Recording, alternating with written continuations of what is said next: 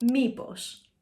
Μία πολύ χρήσιμη καθημερινή λέξη. Μέχρι τη στιγμή που μαθαίνουμε και τη λέξη ίσως. Εκεί τα πράγματα μπερδεύονται λίγο και λογικά προκύπτει το ερώτημα. Πότε χρησιμοποιούμε το μήπως και πότε το ίσως? Στο σημερινό μάθημα όχι μόνο θα απαντήσουμε αυτό το ερώτημα, αλλά θα μιλήσουμε και για άλλες χρήσεις της λέξης μήπως. Και οι δύο λέξεις μπορούν να μεταφραστούν ως maybe στα αγγλικά. Η διαφορά τους όμως βρίσκεται στη χρήση τους. Χρησιμοποιούμε το μήπως αποκλειστικά με ερωτήσεις. Και θα μπορούσα να πω ότι έχει περισσότερο την έννοια του by any chance. Για παράδειγμα, μήπως είδες το καπέλο μου? Ή μήπως θυμήθηκες να αγοράσεις ζάχαρη? Τώρα, το ίσως το χρησιμοποιούμε σε καταφατικές ή αρνητικές προτάσεις και έχει περισσότερο την έννοια του perhaps or might. Για παράδειγμα, ίσως πάω για ένα καφεδάκι αργότερα.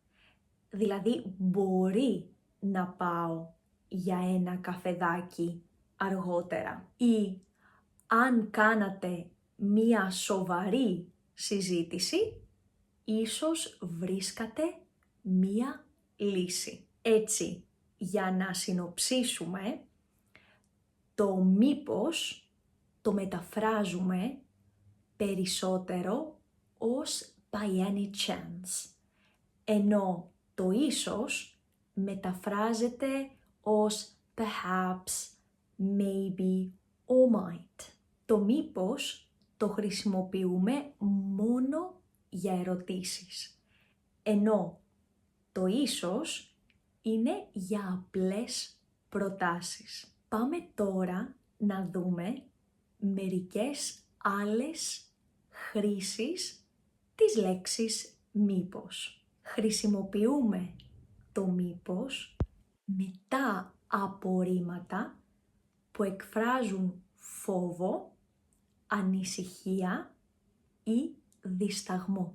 Ρήματα όπως το φοβάμαι, ανησυχώ, έχω αγωνία. Για παράδειγμα, ανησυχώ μήπως αργήσουμε και χάσουμε το λεωφορείο. Ή έχω μέρες να ακούσω νέα της.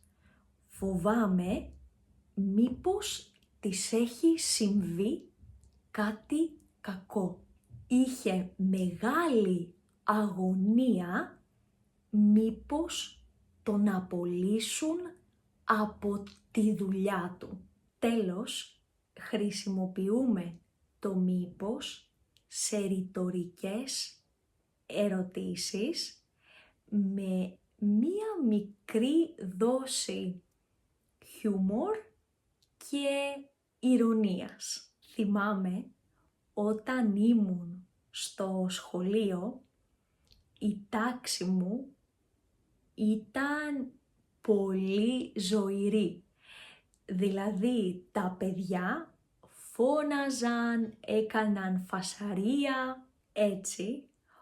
Όταν κάποιες μέρες ήμασταν πολύ ήσυχοι και διαβασμένοι, ο δάσκαλος μας έλεγε για πλάκα: μήπως βρίσκομαι σε λάθος τάξη? Σήμερα δεν είσαστε παιδάκια, είσαστε αγγελούδια, μας έλεγε. Τι σκαρώνετε? Αυτό λοιπόν ήταν το σημερινό μάθημα. Ελπίζω να σας φάνηκε χρήσιμο και εμείς θα τα πούμε την επόμενη φορά στο επόμενο μάθημα. Μέχρι τότε, φιλάκια πολλά!